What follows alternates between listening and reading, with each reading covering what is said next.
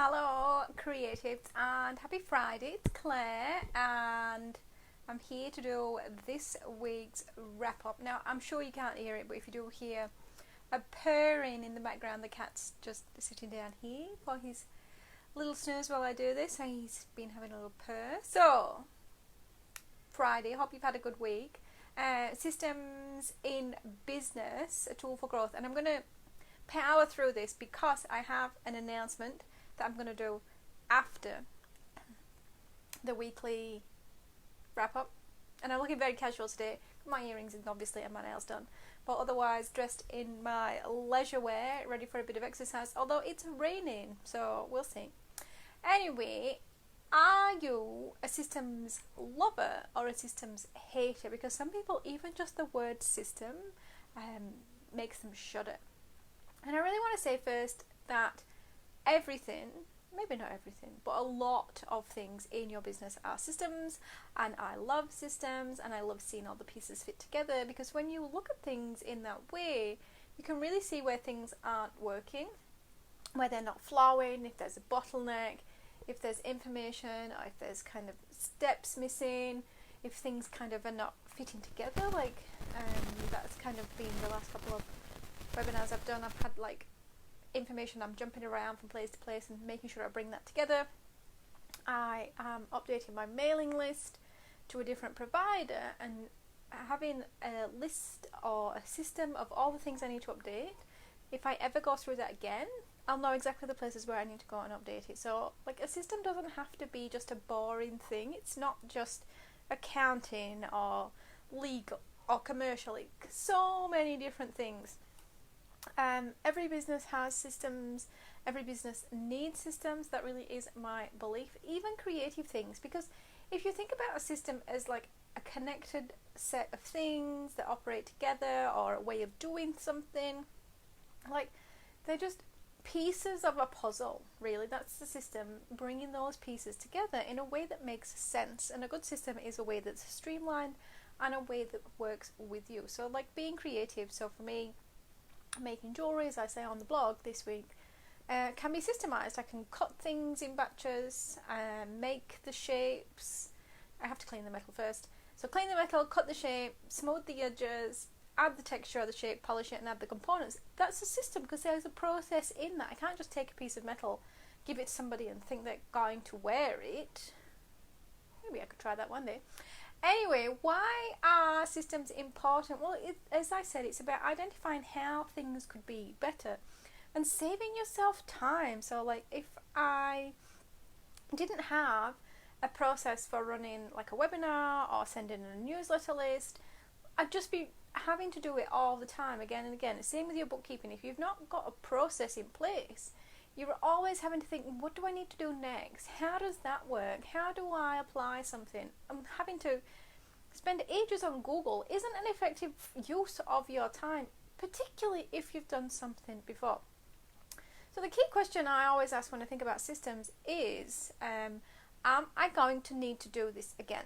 Because if the answer is yes, there are things you can do now to save you time in the future. So, things around storing your ideas. If you put them in one place, it's much easier to go through them. Maybe it's storing your equipment in the order that you use it, and that's something I do in jewelry. I have the pieces to cut shapes, the pieces to make the shapes nice and rounded, the pieces to texture the shapes in that order, because that's how the process flows. It just makes sense when you look at it in that way. Maybe you need a structure on how you run your day, because there's certain things you do best in the morning, there's certain things you do best after lunch, and certain things you just enjoy doing last in the day because they're the enjoyable, kind of more relaxed things. Maybe there's a structure you need in the day, and the structure in the day is a system in itself. So of course, like, there's so many things, it can be really overwhelming how to systemize. Like, you're not going to be able to systemize everything. And what is a system? It's not always just a software or a tool. It's the flow, the process. So how can you apply that to bookkeeping? Well, there's the software that you use, that's a system in itself, but then there's how you use it, the information you put in, how you customize it to your requirements. And if you're like, oh, how would I ever deal with all of that? It's you do it as you go. You want to create, and this is what next week's blog is going to talk about. You want to create documents that help you with that flow, with the streamlining of it, the capturing of that information, the knowing what you have to do, because it also helps you see where things are falling through the cracks. So if you're not dealing with receipts and you're looking at that process, you might say, oh, this has kind of, it leaves you to a loose end. So there's so many ways. What the easiest, and in my opinion the best way to start, is to look at what you're doing, ask, am I going to need to do this again? And then think, okay, so how can I make this easier or quicker in the future, and how can I start that now so that future Claire thanks current Claire for doing that. So there's a lot of ways to do that, and if you obviously want somebody to help you with the finance part of your systems for your business, then get in touch. We'll have a chat about how that could look for you, because I have so many ideas on how to systemize finance, obviously. But that's this week's blog. That's kind of really rough, quite rough overview of it, because I'm really excited to tell you that I am today launching my next live training. See, all hands, all excited. My next live training. So it's going to be very similar to the last one I did, and the last one just I've improved it a bit, tweaking some of the content to make it better, because I did it once so I can kind of see where things could be improved.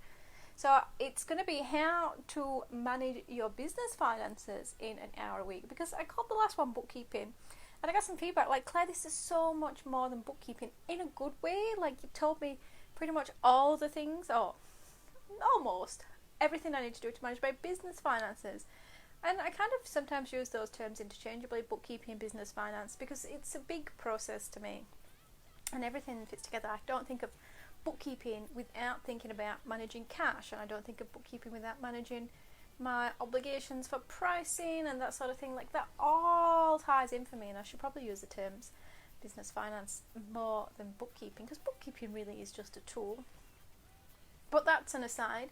So it's going to be on Wednesday, the 23rd of September, and it's going to be at 2 p.m, because that's my favourite time for webinars. That's my time for me to go through the content in the morning and really practice and really hone in, and then calm down as well, because I get all excited, and then after lunch I'm a bit calmer.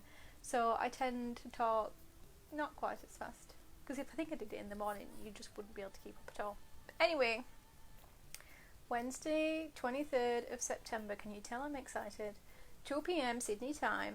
How to manage your finances in an hour a week. Business finances. You could extend it to personal finances.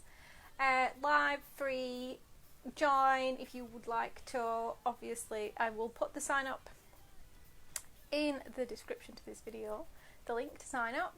And I will change all my bits of information around, as you will see if you follow me.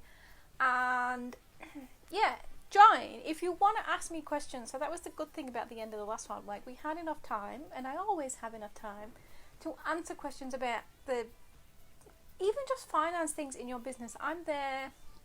I'm live. You're always free to ask me questions when I'm here, when I'm live. They help me learn what people need. They help me learn kind of what my presentations or my information's missing, that sort of thing. So if you do want to join live, you will have access to me to answer your questions. And we're going to do again top tips to bust the myths that business finance is boring and painful and time consuming, because it doesn't have to be. And I'm going to give you that focused plan on how to really get it done in an hour a week. It's a starter plan. It's not going to be, take it, implement it immediately in your business, because I don't know your business. You're the person that knows your business best. But you take that guide, template, and you can apply then, okay, so Claire, I don't need to spend as much time doing that thing, so I need to spend more time on this thing, or I struggle with keeping up with my expenses. So you may just shift the plan a bit to spend a bit more time in your expenses. That's it. I will leave the link, as I said, in the comments, no, in the description.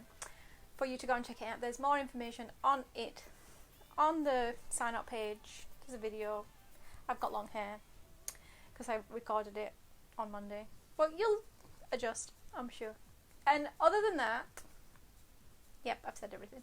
I hope you have a great weekend, and I'll see you next week when I am talking about some of the more specific things you can do in terms of building documents to support the systems to support your business.